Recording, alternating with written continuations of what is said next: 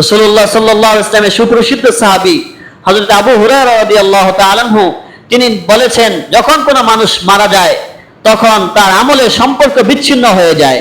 অর্থাৎ যখন কোনো একজন ব্যক্তি ইযা মাতাল ইনসানু কাতাহু আনহু আমালুহু, তখন ওই ব্যক্তির কোনো আমল কাজে আসে না, সমস্ত আমল তার বন্ধ হয়ে যায়।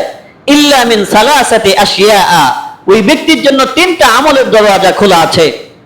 এক নাম্বার হলো মিন সাদাকাতিন জারিয়া, যখন ওই ব্যক্তির দুনিয়ার মধ্যে কোনো একজন ব্যক্তির জন্য কোনো একটা কাজ, মাদ্রাসা নির্মাণ করলো, মসজিদ নির্মাণ করলো, রাস্তা থেকে কষ্টদায়ক বস্তু দূর করে দিল, সদকা দান করলো, টাকা পয়সা দিল, দান খয়রাত করলো, এই যে আমলগুলো আছে এই আমলগুলো তার জন্য সদকাতুন জারিয়া।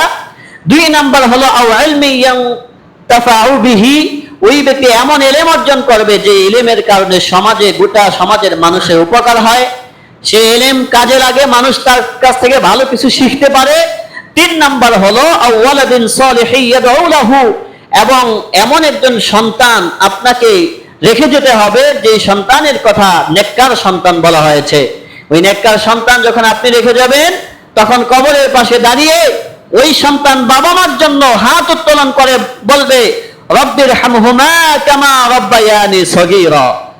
সন্তান মা বাবার জন্য দোয়া করবে, ওই সন্তান মা বাবার জন্য দোয়া করবে, রব্বানা গফিরলি ওয়া লিওয়ালিদাইয়া ওয়া লিল মুমিনিনা ইয়াওমা ইয়াকুমুল হিসাব। ওই সন্তান মা বাবার জন্য দোয়া করবে।